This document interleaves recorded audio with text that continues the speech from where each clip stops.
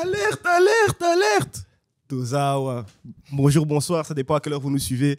Bienvenue dans votre émission préférée, BX Doha. Je suis votre host Kibo et aujourd'hui, je suis accompagné d'un panel d'exception, les meilleurs des meilleurs. Je suis avec monsieur Andy Kissem à la merveille. L'héritier.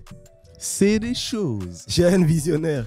Et puis, monsieur qui a coupé ses tresses, qui est venu totalement frais, bien habillé, bien parfumé pour embellir notre studio, Arsène. On est là, mon gars. Comment tu vas, frérot? Ça va, tranquille. Bet first. First and fast. On a eu une belle Coupe du Monde jusqu'ici. On a eu des beaux matchs. Donc, on va directement rentrer dans le vif du sujet. Le match que nous avons suivi ensemble, c'est l'affiche, le derby de la Manche. On a eu un France-Angleterre qui n'a pas déçu. Et j'aimerais un peu avoir vos avis sur ce France-Angleterre qu'on a suivi avec attention. Je commence avec toi, Andy. France-Angleterre. Bon, c'était un match, je vais pas dire bizarre, mais c'est un match genre un peu inattendu. Du genre, ou bien tu devais t'attendre à deux équipes qui vont vraiment défendre, ou tu devrais t'attendre à deux équipes qui vont vraiment attaquer. Pour moi, le gagnant, la France, ils ont totalement mérité parce qu'ils ont fait le jeu que tu t'attends d'eux. Mais je trouve que l'Angleterre n'était pas mal non plus. Donc je trouve pas que c'est aussi mérité qu'ils perdent. Mais bon, vu qu'il n'y a qu'une seule équipe qui peut gagner. Mais d'une autre part, pour moi, le truc qui était, c'est que l'Angleterre était trop focalisée sur Mbappé. Ouais. Et je crois que c'est ça qui les a vraiment tués. Mais après, est-ce que Southgate était totalement focalisé sur Mbappé ou c'est les médias qui étaient focalisés sur Mbappé? Parce qu'en Angleterre, on a beaucoup l'impression que c'est plus les médias qui disent les choses que l'entraîneur, tu vois. Où ils se disent aujourd'hui, on va stopper Mbappé, on doit se concentrer sur ça, sur ça. Alors je crois pas que c'était pas le ça cas. vient de nulle part, tu vois. Parce que quand tu vois que c'était quoi, Southgate a apparemment un plan qui ça fait déjà 2 ans pour quand ils vont peut-être affronter la France pour savoir comment contrer Mbappé. Et que tu vois que dès que Mbappé a le ballon, il y a tout le temps deux joueurs. Double rideau, ouais. Donc ça se voit que quelque part, ils avaient pas tort, tu vois. Mais tu vois en tout, si tu vois que la balle est de l'autre côté, quand il y a Ousmane qui a le ballon, il n'y a pas grand chose. Il y avait aussi un double rideau. Il y a un double rideau, mais c'était genre plus pour couvrir, tu vois. C'était pas comme chez Mbappé, genre tu vois vraiment qu'il y a deux personnes qui veulent attaquer directement. Tu vois, même 3-4, hein, parce que je sais pas si vous avez vu cette image même sur les réseaux qui circulait. À un moment, c'était même à 4 autour de lui. Hein. Donc je pense vraiment ils ont. Ah là, il a remis la balle derrière. Ouais, il a remis la balle derrière. Je pense vraiment ils sont vraiment entraînés pour le stopper. Au-delà du plan Mbappé, peut-être qu'on va en parler tout à l'heure. Mais Arsène, toi, t'as pensé quoi du match?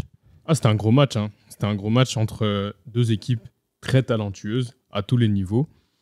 Ils ont les joueurs qui font la différence, mais c'était comme une impression où tu savais quand même que la France allait sortir de ça. Ouais. Dans le sens où, malgré l'adversité, malgré les joueurs talentueux du côté anglais, ouais, tu sentais quand même que la France... En fait, tu vois, la France, tu as l'impression que, ouais, non, ils jouent mal, tu les domines, etc. Mais au final, ils vont quand même gagner. C'est à peu près comme le Real Madrid en Champions League. ouais. Ils jouent mal, ils ne sont pas forcément flamboyants, quoi que ce soit. Ils ne sont pas non plus impressionnants, mais il suffira d'une action et ils vont la mettre au fond.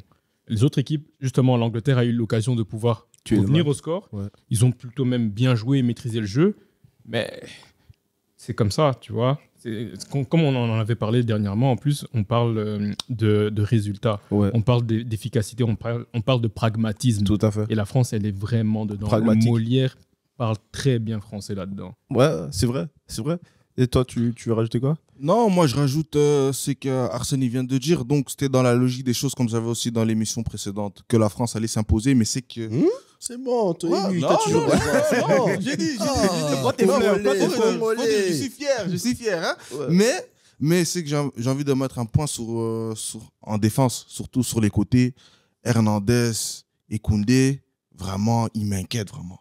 Genre moi qui supporte la France, il m'inquiète vraiment parce que comment Saka est débordé. Hernandez, hormis la prestation individuelle des joueurs français, c'était trop faible. Et je pense que des gens, ils doivent retravailler ça. Et je pense que c'est un truc dans le foot d'aujourd'hui qu'ils veulent trop que des backs offensifs. Ouais. Donc ça veut dire comme ils ont des backs offensifs, que défensivement, ça va pas. Et si tu te retrouves face à un joueur qui est efficace et qui est rapide, tu peux payer cash. Et juste qu'en Angleterre, il n'y avait pas ça. Donc c'est par rapport à ça, pour moi, ils ont eu cette chance-là de réussite. Mais après, tu as un Deschamps qui a, par exemple, pour contrer ton argument, qui a de l'autre côté, qui a pris Koundé au lieu de Pavard. Koundé, c'est pas un joueur vraiment offensif, mais il s'est dit défensivement, Koundé peut apporter plus qu'un Pavard. Et il a mis là. Mais on a vu, pour moi, personnellement, que depuis qu'il est titulaire, Jules Koundé, pour moi, ne preste pas assez. Et moi, j'ai toujours dit ça. Hein. Koundé, on l'a toujours mis à un endroit où il ne doit pas être. C'est mon avis. Parce que même défensivement, quand tu regardes les matchs au Séville, c'était pas waouh. Donc, je préfère Pavard que Koundé, honnêtement. Tout à fait. Moi, personnellement aussi, Arsène, toi, je sais pas.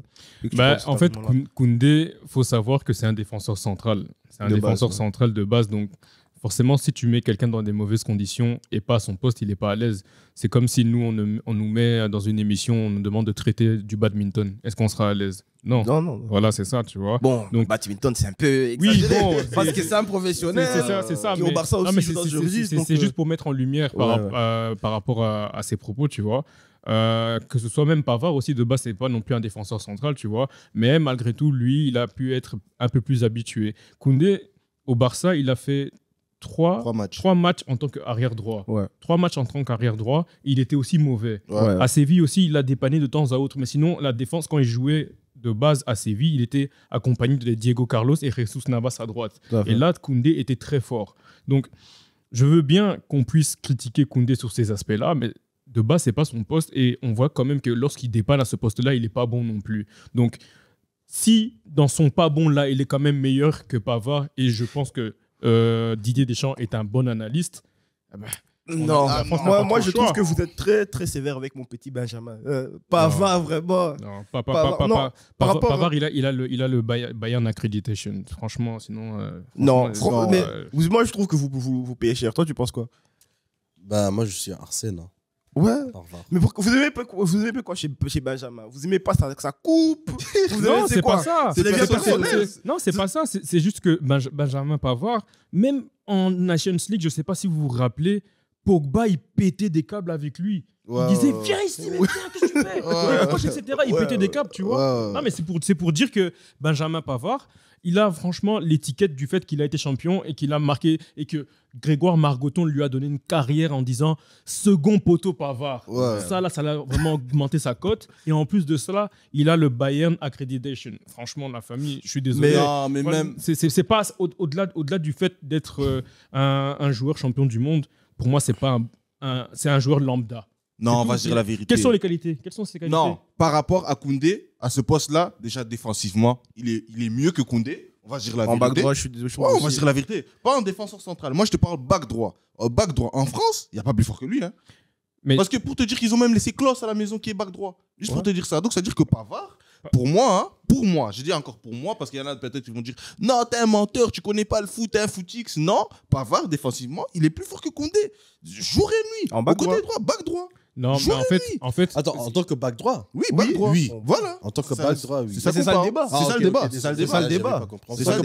ça le débat. Après, il faut savoir que Didier Deschamps, c'est quelqu'un qui aime la cohésion d'équipe. Et aussi. Sur son côté droit, devant lui, il y a Ousmane Dembélé. Ousmane Dembélé joue dans le même club que Jules Koundé. Donc, ils se connaissent vraiment très bien.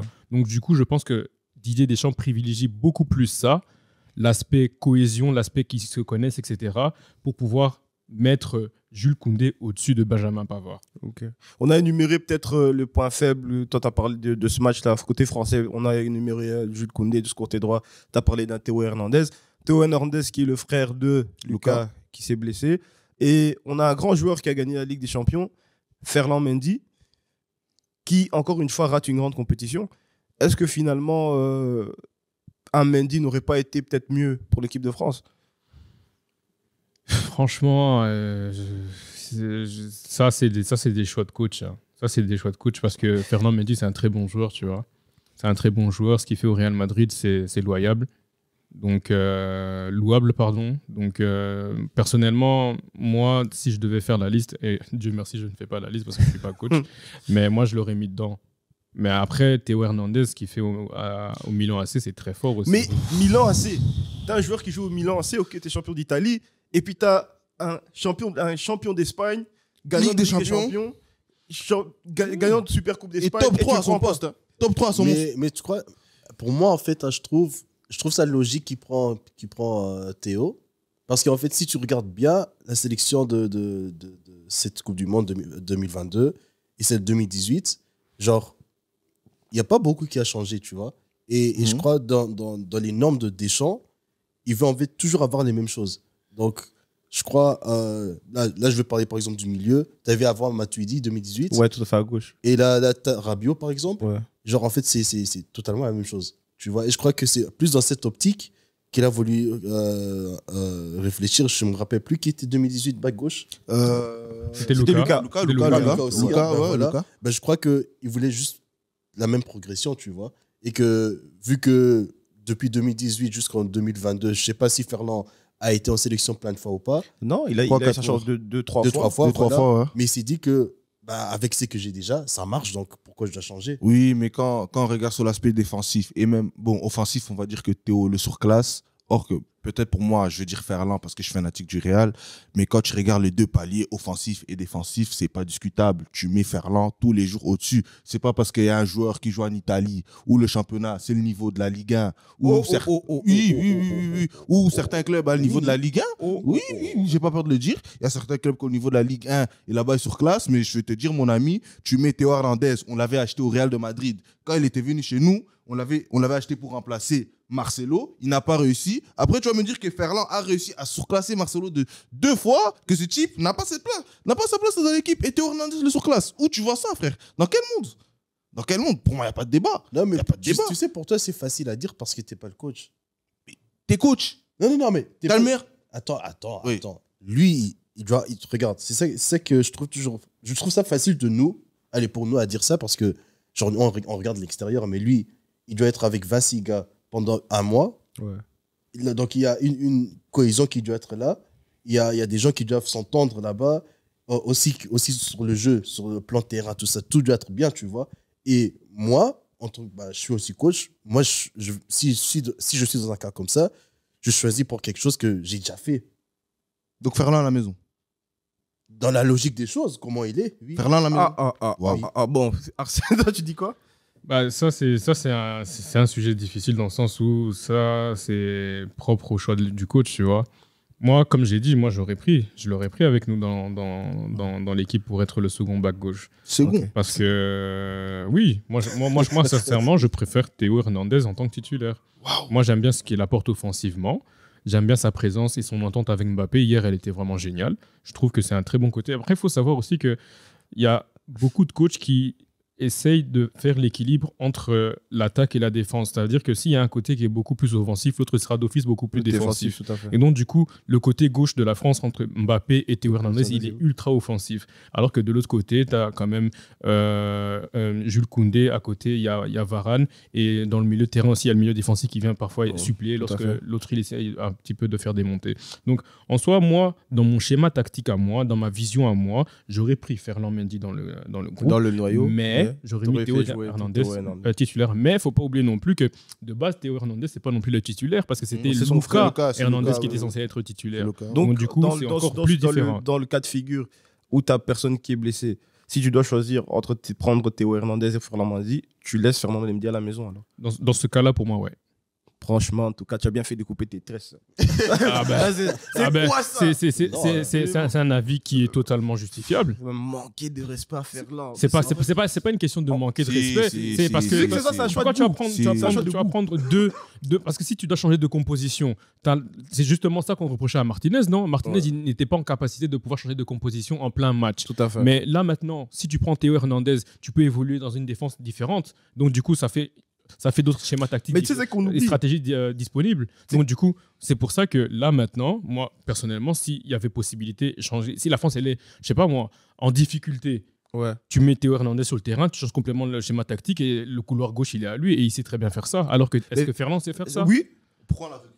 Explique. Ouais, voilà. C'est ça que Explique. non, je te Non, laisse non, parler. laisse, Ah, laisse. tu veux que je... Oui. Tu veux que je J'ai dise- fan des Lions. Tu veux que je dise Dis-nous. Pour ceux qui connaissent Ferland depuis Lyon, à la base, Ferland avait été pris au Real pour son jeu ultra offensif. Ok. L'année où Lyon arrive là en Ligue des Champions, contre, ils sortent la Juventus, ils jouent dans le groupe, ils sortent City aussi, c'est Ferland sur son flanc gauche qui illumine tout le monde. Dans ce noyau, il avait Ferland, Dombele, cette génération-là. De base, Ferland, c'est un joueur ultra offensif. Mais arrivé au Real, on lui a dit, écoute, comme on a un Vinicius qui défend pas, tu vas prendre ce rôle-là de joueur défensif. Mais Ferland sait le faire. Et je pense que Didier le sait.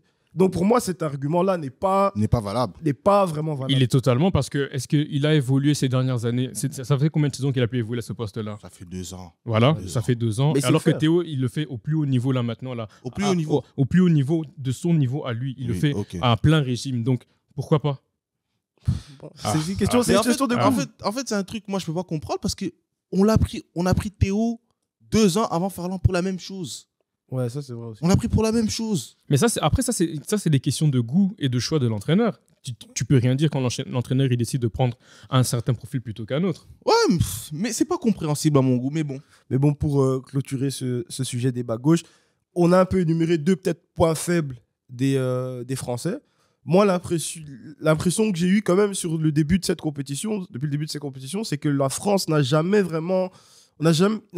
semblé vraiment fébrile ou on les a jamais vu vraiment douter, j'ai l'impression, lors de cette compétition. Et il y a une intervention intéressante que Olivier Giroud a faite après le match, où il dit que ce match qu'on a joué face à l'Angleterre, on peut le comparer peut-être au match qu'on a fait face à la Belgique en 2018, où on n'a pas forcément bien joué, mais on a été plus pragmatique. Et on a vu aussi que dès qu'ils ont marqué, quand l'Angleterre a marqué le 1-1, la France gardait cette sérénité-là. Et on a eu des Anglais qui ont bien joué, pour moi qui ont été peut-être meilleurs dans le jeu, mais qui n'ont pas gagné. Est-ce qu'aujourd'hui, la différence vraiment qu'on a vue, c'est peut-être la classe côté français? Toi, tu dis quoi, Andy? Classe et confiance. Pour moi, c'est les deux.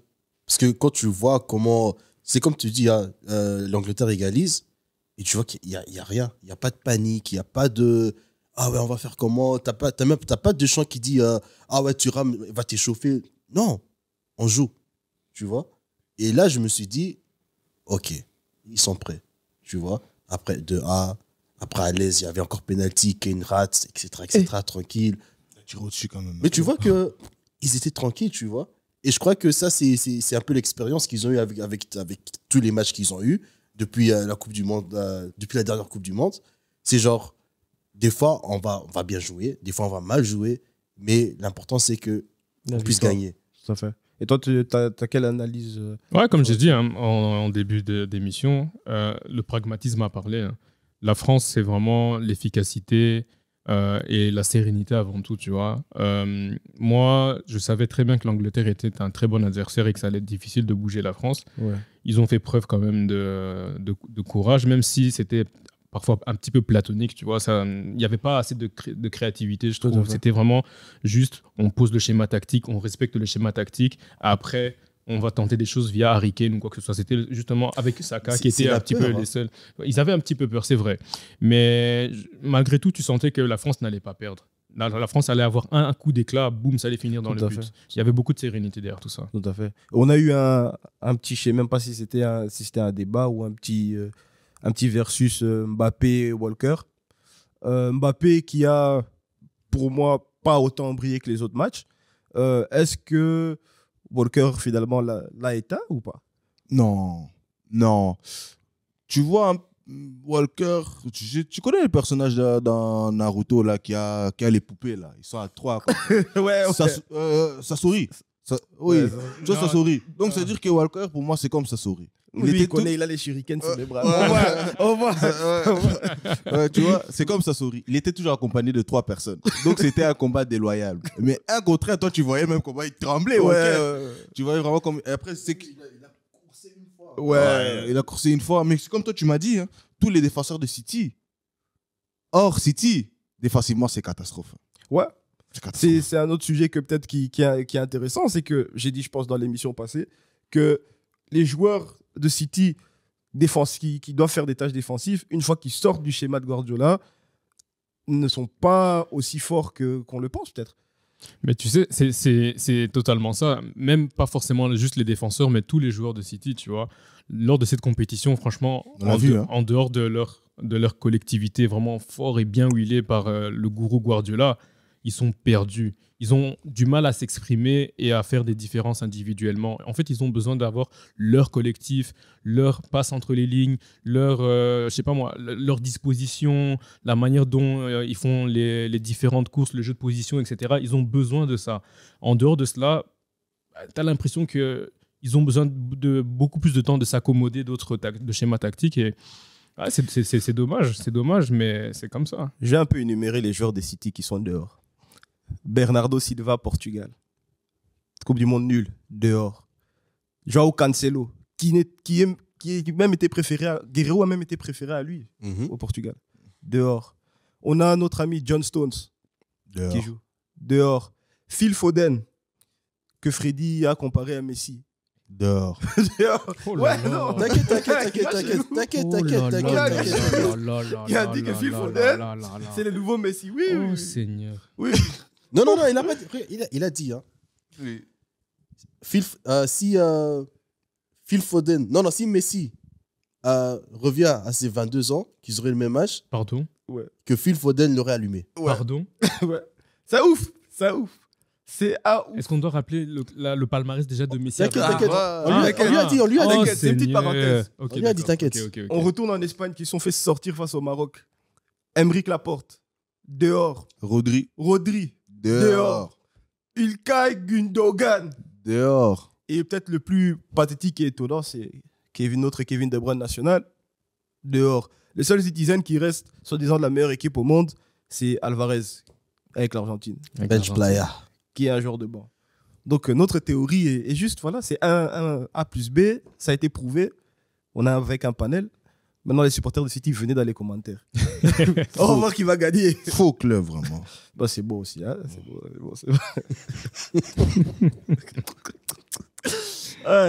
France, Angleterre. Mais maintenant, il y a beaucoup d'Anglais aussi qui sont pas contents et qui ont parlé d'arbitrage et tout, mais on va pas faire ce débat. Mais qui font un bilan, il y a beaucoup qui donnent un bilan positif quand même aux Anglais dans cette Coupe du Monde. Maintenant, pour vous, les Anglais ont une Coupe du Monde réussie ou pas? Aaron, toi, tu penses quoi? Oui. Pour moi, oui, parce que par rapport à là, on le projetait, il y en a certaines certaines personnes qui disaient déjà qu'ils allaient être éliminés en 8e. Je pense que c'est une continuité de ce qu'ils proposent. Euro final, là, ils se font éliminer par la France. Et puis, ils ont pas mal joué. C'était pas un mode qui méritait de perdre, c'est un mode un match équilibré. Donc, ils ont fait un beau parcours. C'est la malchance, tu vois. Des fois, tu tombes contre le mauvais adversaire, un mauvais jour, et tu te fais éliminer. Mais c'est un beau parcours pour moi. Et toi, Andy, Moi, déjà, le coach, je l'aime pas. Mais il a des bons résultats. Tu vois, et tu vois que l'équipe tient à lui, il prend des jeunes joueurs. Il a, en fait, c'est comme Arsène avait dit, hein, l'Angleterre, ils ont des très bons joueurs, en fait. Si tu regardes les noms, même les joueurs qui sont restés à la maison, il y a vraiment des bons joueurs. Donc, je me dis, c'est un peu double parce que je me dis, si tu l'enlèves maintenant, c'est un peu chaud parce que le groupe tient déjà à lui et tout. Mais disons que moi, je vais l'enlever si je sais que je prends quelqu'un de mieux. Disons ça comme ça. Ok. Et toi, Arsène? Pour moi, l'Angleterre, je suis mitigé en fait. Par rapport à l'équipe qu'ils ont et par rapport au manque qu'ils avaient en 2018 et à l'Euro, je trouve qu'un joueur comme Bellingham, qui manquait justement au milieu de terrain, et un autre joueur comme Saka qui prend vraiment maturité, et un Harry Kane, franchement, j'ai jamais vu aussi fort. Franchement, Harry Kane était vraiment très fort. Je trouve qu'ils auraient pu faire mieux, justement. Ils auraient pu au moins être dans les 4 derniers. Bah après, tu tombes face à la France aussi. Oui, non, c'est sûr. Mais pour moi, en fait, le truc, c'est que lorsque tu as une équipe comme celle-là et que tu as un entraîneur qui a déjà fait des compétitions majeures avec cette même équipe, tu dois justement te dire que mes manquements par rapport aux années précédentes, eh ben, je dois les combler avec ces joueurs-là et en faisant ces schémas tactiques-là.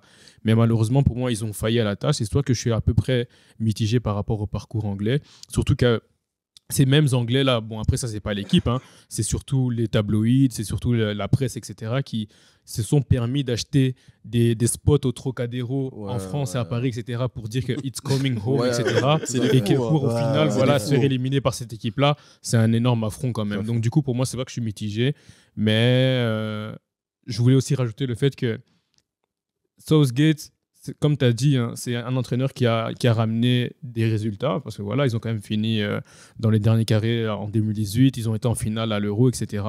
Mais il ne faut pas non plus qu'il tombe dans le piège belge, c'est-à-dire que ce se contenter et se dire que ça y est, on a des bons résultats, mais on ne va jamais jusqu'au bout parce qu'on c'est bon, on a des bons résultats. Il faut faire attention à ça. Nous, on l'a payé durement avec Roberto Martinez et il risque justement de tomber dans ce même schéma-là. Donc, il faut faire attention. Pour moi, il est peut-être temps qu'il parte. Ouais. Non, tout à fait. Je trouve que tu as totalement raison et je rejoins ton point. Qu'après, au final, je pense que ça fait combien d'années 6 ans qu'il est là aussi à peu près. Ouais. À peu près. Qu'il est peut-être temps aussi de changer de formule et de trouver quelqu'un d'autre pour peut-être insuffler cette gagne. Parce qu'au final, l'Angleterre, ils ont leur meilleur joueur aussi, c'est un joueur de Tottenham. Tottenham aussi, c'est la même chose. Bon effectif, mais à la fin de la journée, tu gagnes rien. Ouais, c'est vrai.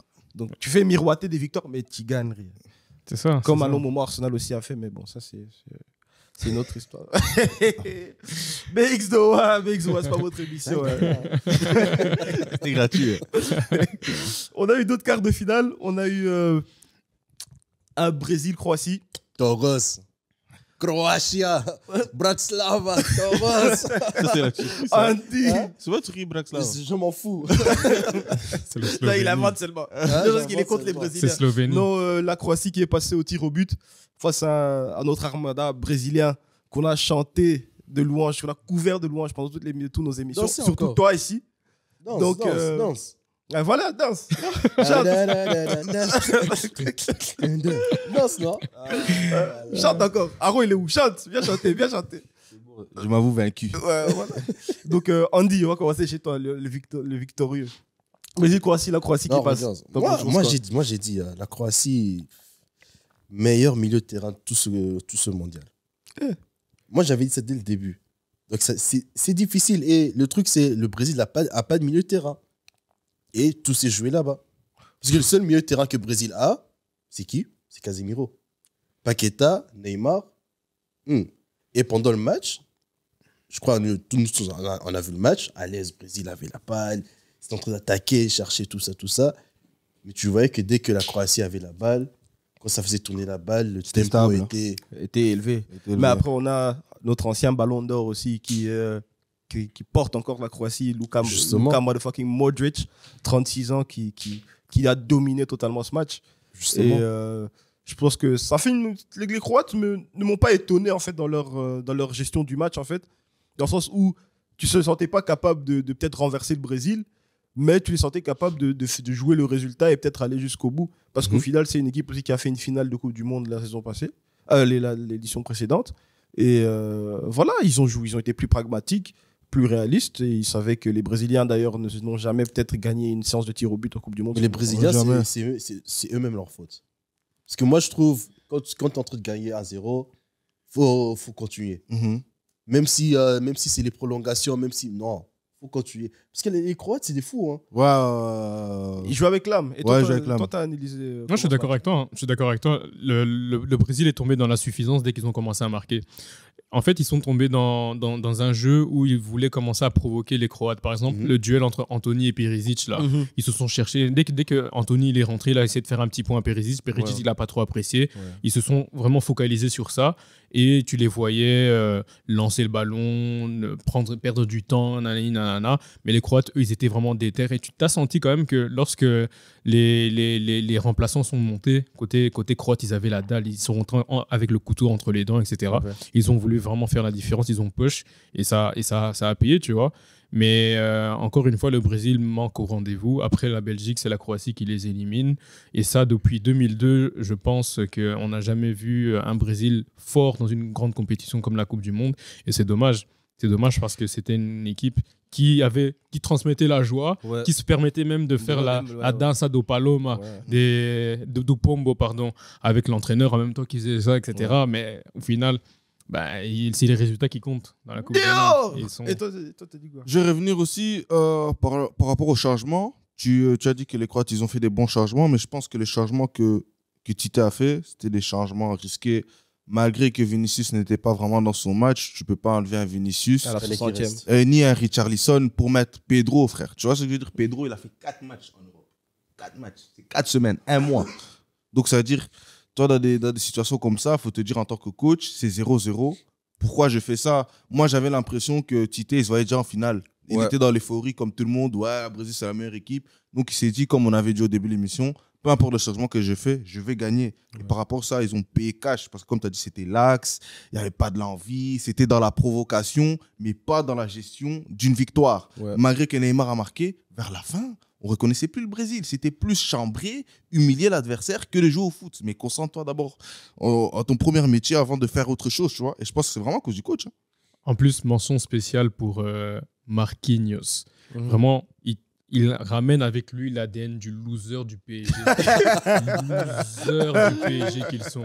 Franchement, c'est un truc de ouf parce que sur la frappe, je vous jure que si Marquinhos ne la dévie pas, Elle sort. soit elle sort ou soit le gardien l'a, mais elle rentre pas en tout cas. Ouais. Et en plus de cela, après, il va tirer le penalty et il rate aussi. Non, mais le PSG, là, franchement, vous allez poursuivre les gens, les esprits des gens jusque où et jusque quand? Faut laisser les gens tranquilles à la fin. Je sais pas, Mouli Mouamabé, je sais pas, faut aller se faire délivrer. Il y a un truc qui va pas. Il va pas. C'est pas normal. Franchement, désolé les gars, mais faut. En plus, faire quelque chose là. Imagine peut-être que c'était vrai dans sa tête. Sa maman lui a dit tu fais telle prière, telle prière. Faut appeler les pasteurs là de TikTok qui délivrent les gens en live. Ouais. Non, c'était pas croyable. Et déjà, quelle audace. T'envoies un petit de 20 ans, tirer le premier penalty, un truc que je vais pas comprendre. Ouais. Je voulais revenir sur ça aussi. C'est un truc de ouf, ça. Ouais. C'est un truc de ouf. Parce qu'en fait, quand ok, tu veux avoir la gloire, ok, tu veux marquer le 5e penalty, nanana, mais il faut savoir que dans le foot, et selon moi, je pense que les penaltys les plus importants sont le premier et le troisième. Le premier et le troisième. Donc du coup, justement, si tu veux galvaniser les troupes et tu veux être le leader tant attendu, tire en premier, frère. Oui. Ça sert à rien de commencer à pleurer après parce que oh, j'ai pas tiré donc c'est pas de ma faute. Non, la famille. Si tu veux qualifier ton pays et que tu veux que tout se passe bien et que tout le monde soit dans un bon mood, tire. Parce que tu envoies des petits comme Anthony et Rodrigo au bûcher comme ça. Moi, là, surtout Rodrigo, j'ai trouvé ça un move vraiment je vais pas utiliser le terme, mais c'était n'importe quoi. Ouais. T'envoies pas le gars qui vient de rentrer en jeu, sa première Coupe du Monde. Déjà au Real aussi, il est pas vraiment titulaire. Donc c'est une trop grosse responsabilité. Prends tes couilles, Neymar. T'es Neymar. Tu veux te comparer à Pelé. Montre, tu vois. C'est ça. Est-ce que je peux revenir juste sur quelque chose que tu avais dit sur les changements en fait, de titre. Le changement de Vinicius, j'ai compris. Parce qu'en fait, si tu regardes bien, sur l'aile gauche, il y avait en fait un problème, c'était que dès que les Croates avaient la balle, Vinicius ne revenait pas défendre. Ouais, comme d'habitude. Ouais. Donc ça faisait que derrière, c'était qui Danilo, c'était toujours 2 contre 1. Ouais, 2 contre 1. Et tu avais Jovanovic. Jovanovic, ouais. Voilà, lui. Genre, je savais même pas qu'il était aussi rapide. Ah, il est fort. Hein. Mais il a bien joué. Très bon. Ouais, il y avait ça comme problème. Et tu as vu que dès que Rodrigo est rentré, c'était moi. Et il y avait un deuxième changement là où il a mis Fred, là où il y a Fred qui est rentré. Ouais. Et je crois que Fred, il a un problème de consigne. Parce que je crois que le consigne qu'on avait donné, c'était juste dès que Modric a le ballon, t'es sur Modric. Ouais, t'es sur Modric. Mais je sais pas pourquoi, mais dès qu'il a repris le ballon, c'était bien. Genre, donne le ballon à Anthony, retourne sur place. Et tu vois qu'eux tous, ils partent attaquer, ils partent faire n'importe quoi. Et c'est de là que le 1 vient, tu vois. Et c'est là que je me dis, genre, en tant que coach, comment tu donnes aussi tes consignes? Parce que je trouve aussi que c'était pas. Tu vois, comme tu dis, comme par exemple, là, il y avait Pedro qui est rentré. Ouais. Pour moi, c'est pas mal. Peut-être tu dis que tu veux un peu changer d'attaquant. Non, mais en fait, le truc, faut savoir, c'est quoi? Des joueurs comme Richarlison, Vinicius, il suffit d'une occasion. Ouais. Il suffit d'une occasion pour plier le match. Pour plier le match. Et là, le coach, j'avais l'impression que Tite, il était en mode. On va aller en offensif parce que comme tu as dit Fred, quand il avait la balle, ils allaient tous vers l'avant en mode on est trop fort vers l'offensif. Sûrement il a dit ça au vestiaire, je ne sais pas si c'est sûr. Il a dit les gars, de toute façon on est trop fort offensivement, qui sont bons ou quoi défensivement, on va marquer quoi qu'il arrive. Donc peu importe qui je mets, on va faire la différence. Et les joueurs, ça se voyait, ils avaient ça en tête, frère. Parce que c'est pas possible. T'as la balle et il y a au moins 6 joueurs qui avancent. Tu laisses des trous énormes. Après tu fais des changements. On ne comprend pas. Vinicius, c'est un truc. Hein. Vinicius, quelqu'un, il a des problèmes de concentration depuis 2017. Ouais. Tout le monde sait ça. Ouais. Tout le monde sait ça. Mais Vinicius, il suffit de 2 minutes dans un match. Ouais. Si pendant 2 minutes... Et il change ton match. Et ça, tu le sais. Tu ne peux pas enlever Vinicius pour un Rodrigo. Pardon, moi, je respecte Rodrigo, mais Vinicius, c'est quelqu'un. T'enlèves Richarlison pour Pedro. Ok, Richarlison, tous les autres matchs, il était décisif. Quel coach fait ça? Tu te mets toi-même dans l'embarras. Et moi, j'ai l'impression, Tite, c'est pas l'équipe qui a perdu, c'est lui qui a perdu le match. Ouais. Pratiquement, c'est lui. Non. Si. Moi, désolé d'être.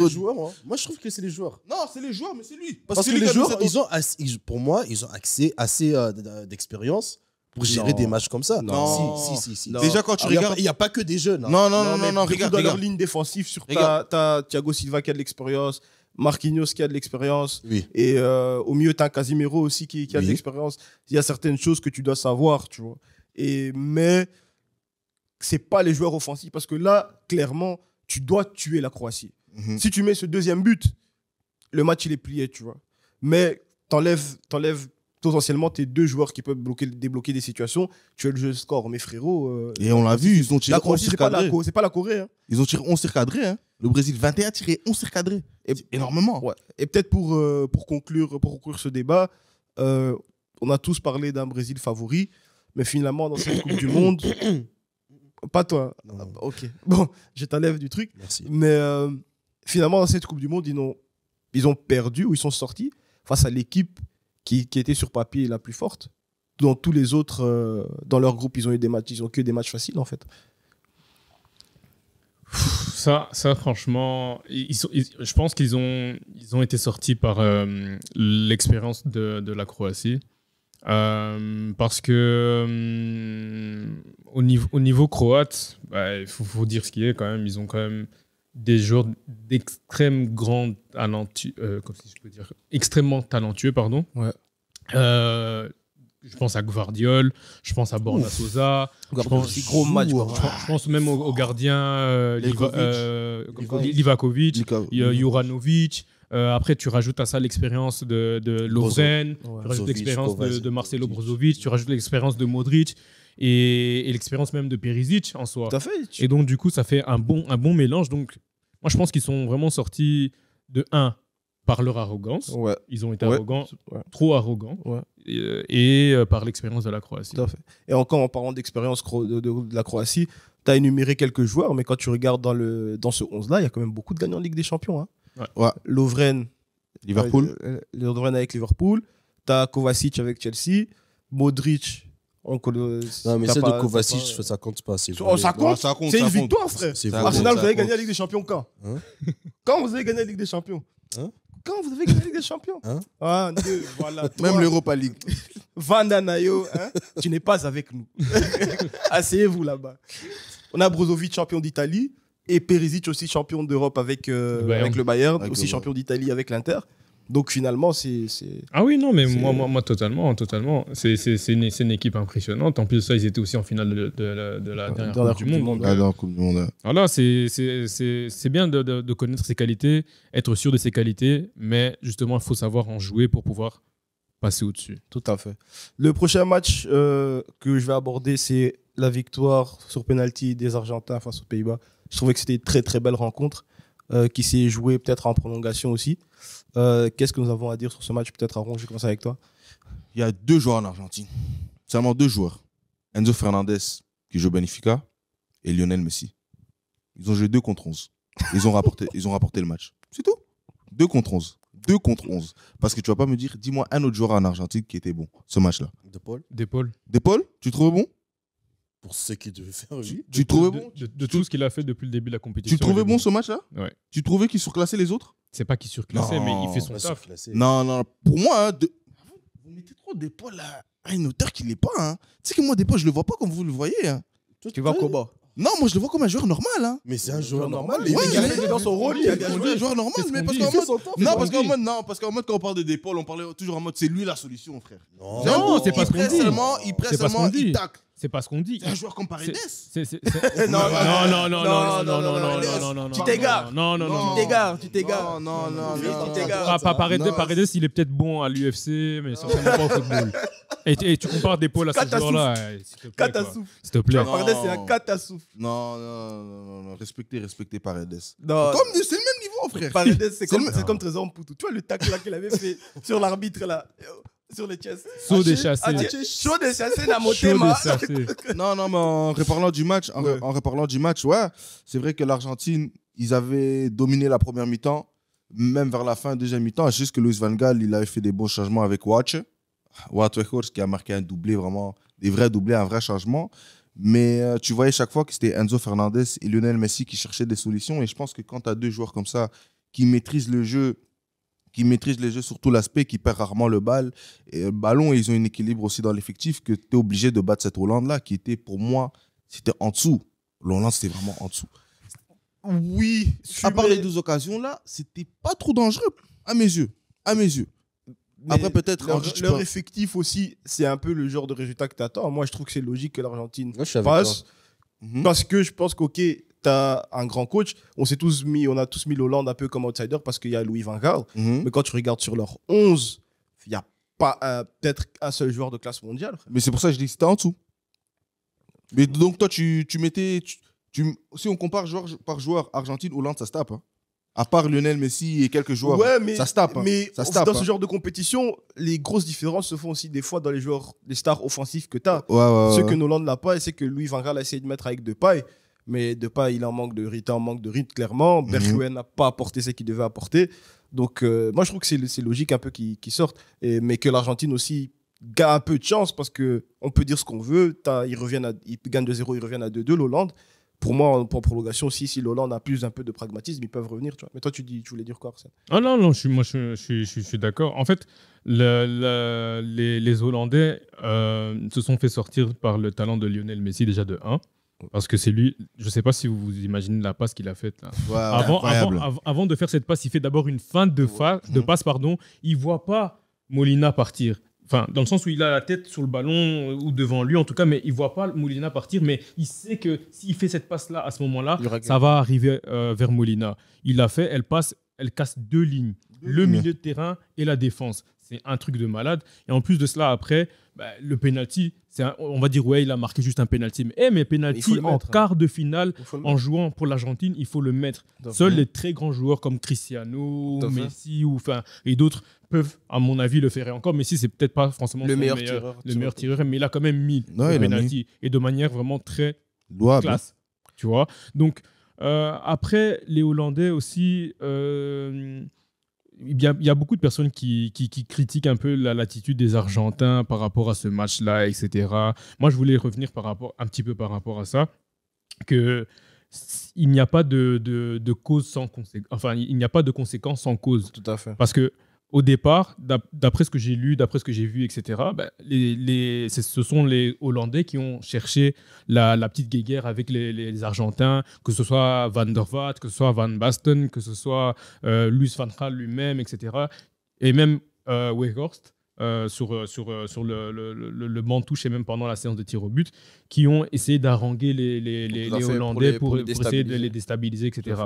Après, je condamne fortement l'attitude de Leandro Paredes par rapport au fait qu'il a le ballon, il commence à shooter en direction des bancs. Lui, il est complètement con. Lui, de toute façon, c'est pas un joueur de football. Moi, je le dis, il doit finir à l'UFC.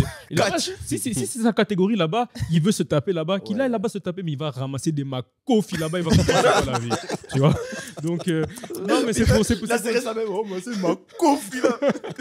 non, mais c'est pour dire vraiment que voilà, par rapport à cet épisode-là, beaucoup de personnes condamnent l'Argentine, beaucoup de personnes condamnent Lionel Messi par rapport à ses propos, mais il faut savoir que les Hollandais l'ont cherché avant aussi. Vrai, et puis de toute façon, c'est de l'entertainment. On est dans le football. On est là en train de se chicaner, etc. Après, on se congratule, on se fait des câlins. C'est comme ça respecte l'esprit du football, ça respecte l'esprit du sport, tu vois. Et les gens qui commencent à chouiner par rapport à ça, moi, je trouve ça bête. Mais c'est les perdants souvent qui chouinent toujours. Hein. Parce que s'ils auraient fait ce qu'ils ont fait là et ils seraient passés, on ne les aurait pas entendus. C'est vrai. Mais je crois que Van Gaal, il a perdu ce match à cause de lui-même. Parce que tu vois, pendant les prolongations, s'il était juste resté avec la même composition qu'en fin de match, ça aurait fait un changement. Parce que, genre, tu vois, à la fin, c'est genre, il jouait qu'avec des longs ballons. Il y avait Weghorst et l'autre. De Jong. Et Luc. Mais tu sais pourquoi il fait ça? Parce qu'ils savaient qu'ils étaient grande taille et les Argentins, ils perdaient tous les duels à rien. C'est pour ça que Enzo Fernandez tirait chaque fois de loin parce qu'il savait. Oui, justement. Et moi, je me dis, genre, tu vois, pendant les prolongations, reste comme ça parce que tu sais que l'Argentine va venir. Tout à fait. Ça, c'est pas un problème. Tu les laisses venir, mais dès que tu as le ballon, direct. Tu sais que tu as les deux, ils auront le ballon. Allez, le reste, dès qu'ils peuvent décaler, ils viennent, allez, directement essayer quelque chose, tu vois. Mais tu te dis que, OK, prolongation, tu veux jouer au foot, avec tout le respect, Wout Weghorst, c'est Luc de Jong. Ils ont eu 2-3 occasions pendant les prolongations. Ouais, mais tu vas pas jouer au foot avec ces deux-là. Non, Tu vas pas faire des tiki-taka avec ces deux-là. Ouais, c'est vrai. Faut connaître Tu les vois, joueurs. Ouais. Et moi, je me dis, c'est là un peu qu'il a gaffé pour moi. Parce que je me dis, genre, si tu restes juste la même conception, que tu joues en fait avec ton mid-block et que vous faites en sorte que Messi n'a pas le ballon comme vous étiez en train de faire, et que dès que vous avez le ballon juste devant, je crois que ça aurait été un peu plus intéressant.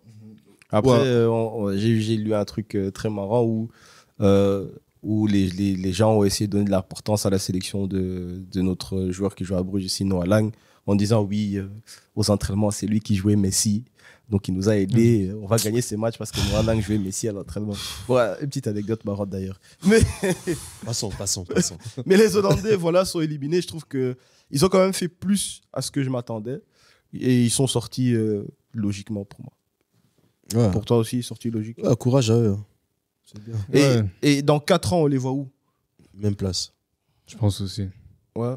Même chose. Parce qu'il y a trop une hype en Hollande. Dès qu'il y a un petit qui sait faire la technique, on le voit comme ça. Mais ça fait quelques années, on sait que c'est moyen. Ouais, c'est vrai. Hein. Mine de rien, les Hollandais, chaque génération, nous ont habitués à avoir des attaquants de grande classe. On a eu des Kluivert, ils ont eu des Van Basten, ils ont eu des Gullit. Après, on a eu Van Nistelrooy. Dirk. Après, Van Persie. après, on a eu Van Persie. Après, il y a eu des Huntelaar.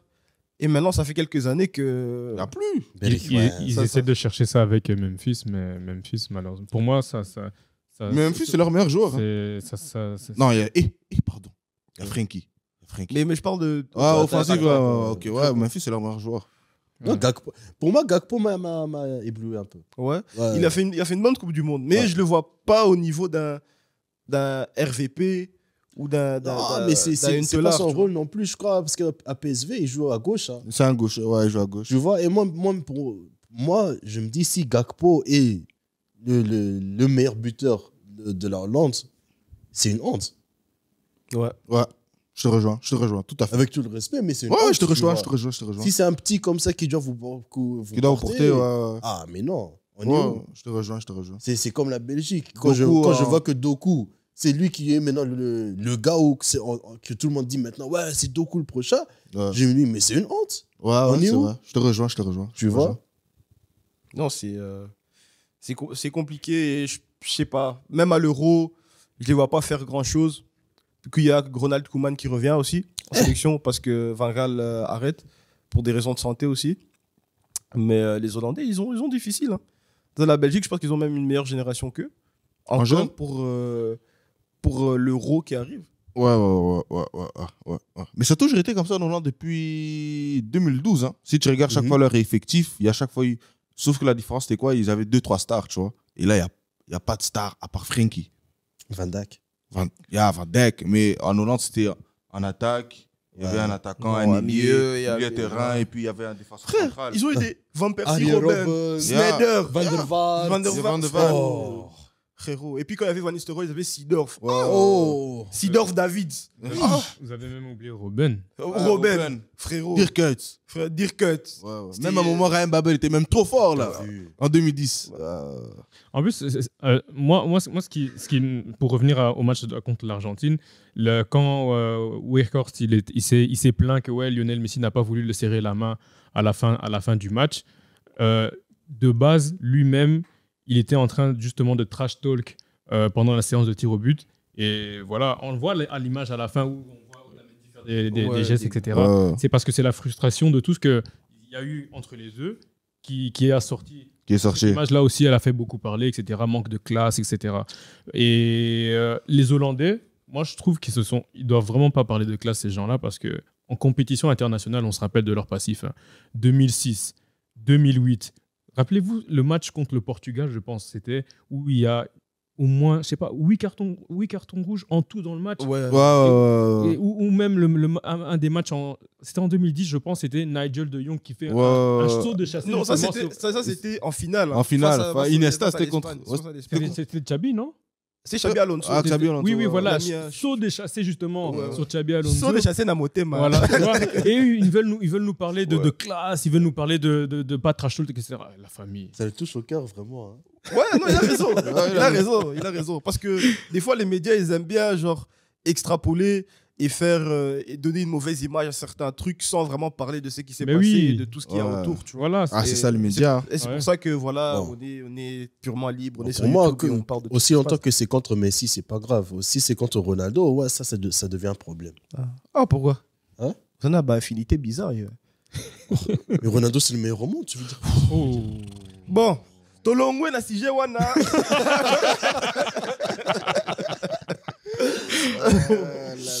Voilà, pour ceux qui ne comprennent pas Lingala, j'ai dit changeons de sujet. On va parler d'un match très intéressant. Maroc-Portugal. Le Maroc qui sort les Portugais. C'est pour ça d'ailleurs on n'a pas invité une certaine personne très agitée dans nos shows tout le temps, qui fait beaucoup de bruit. Même quand il est assis là, vous le voyez, il est trop grand, hein, mais il est grand détail aussi, il est grand aussi dans les bruits. D'ailleurs, il a coupé son téléphone tout le week-end, il est émaillé, on ne sait pas où il est, mais c'est la vérité. Hein. C'est la vérité, gros. Il a coupé son téléphone tout le week-end. Lui aussi, hein. Oui, lui aussi. Ah, aussi, hein. Lui aussi, hein. Lui aussi. À Kangiphone. C'est injoignable. Tu l'envoies un message, il répond pas. Non. Matanga. Mais regarde dans le groupe. Ah ouais.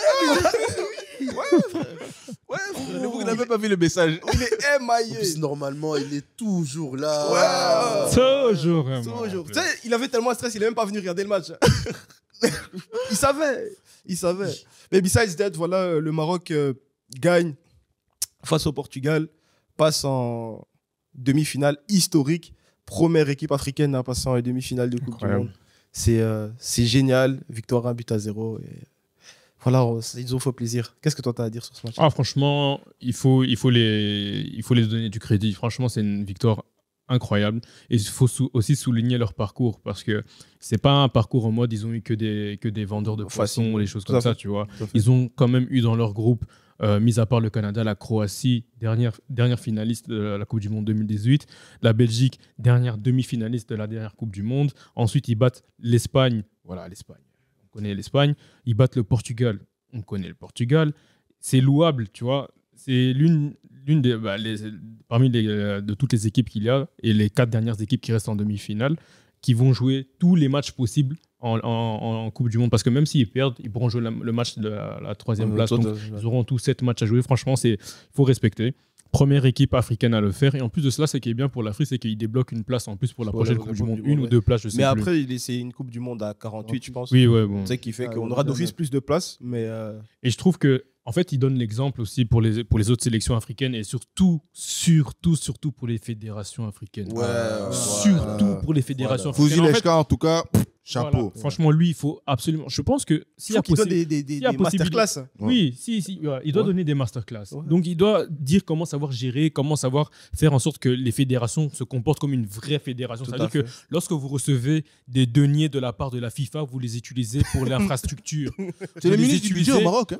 Vous les utilisez pour mettre en avant la formation dans vos pays. Et vous n'utilisez pas ça pour vos poches, pour aller dans l'Enganda, pour aller ramener des petites, pour faire ceci. Non, on en a marre en fait. On a aussi envie d'avoir une certaine fierté derrière certains autres pays qui sont représentés en Afrique. Non, mais c'est vrai. Et même quand tu regardes le championnat marocain, ces dernières années, c'est le championnat en Afrique qui est le plus attractif parce qu'avant, tu avais un championnat tunisien et égyptien qui était beaucoup à l'avant. D'ailleurs, l'équipe la plus titrée en Ligue des champions africaine, c'est Al Ahly en Égypte. Mais tu as le Raja Casablanca qui a gagné la Ligue des champions africaine.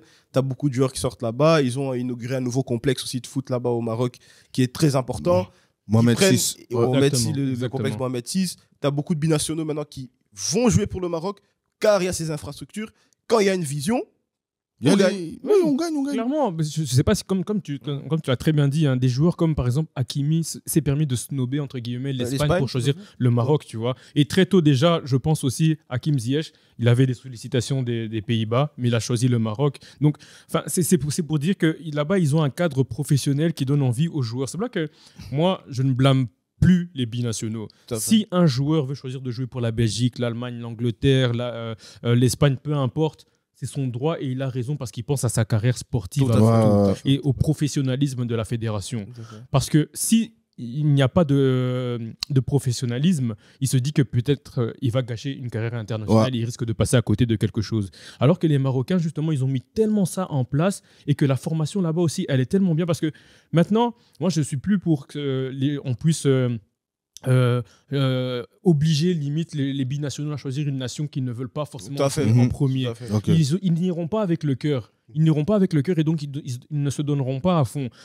Par exemple, des joueurs comme moi, il m'émerveille en ce moment, c'est Azzedine Ounahi. Azzedine Ounahi, il est terriblement fort. Mais vous savez justement que, comme tu as dit, il sort de l'une des académies qui a été faite au Maroc. Mohamed VI. Je pense que c'est ça. Je ne suis pas sûr, mais je pense que c'est. Ouais, je vois. T'es sûr? Je pense on peut check ça. On peut check, voilà, tu vois. Mais lui, il sort de ça avant d'être arrivé en France à Angers, etc. Ou bien l'arrière gauche là. Moi, je préfère même que ce soit Atia Talla qui joue à la place de Mazraoui parce que Mazraoui pour moi, bien joué. Il est incroyable. Incroyable, tu vois. Voilà, même Naïef Aguerd, lui aussi, avant d'arriver en France, il était passé aussi par là. Donc, il y a de base une formation, un suivi qui a été fait pour ces joueurs-là dans le pays. Mohamed VI. Voilà, tu vois. Il y a un suivi qui a été fait dans le pays par rapport à ces jeunes joueurs-là. Il y a une formation, il y a une culture du foot qui a été mise en place. Et donc, du coup, lorsqu'ils arrivent en équipe nationale, lorsqu'ils arrivent au plus haut niveau, s'ils continuent leur formation dans les pays étrangers, en Europe, ici par exemple, s'ils ont le choix, parce qu'ils ont la binationalité, s'ils ont le choix de choisir entre peu importe le pays, ils se disent qu'ils ont quand même la fierté marocaine qui a été faite et qu'ils ont été aussi formés au pays pour pouvoir ensuite briller et regarde ce qui se passe après. C'est beau à voir. Pour un peu revenir sur le match en soi, quelle lecture tu as du match personnellement? Est-ce que c'est le Portugal qui a mal joué ou peut-être le Maroc était trop fort?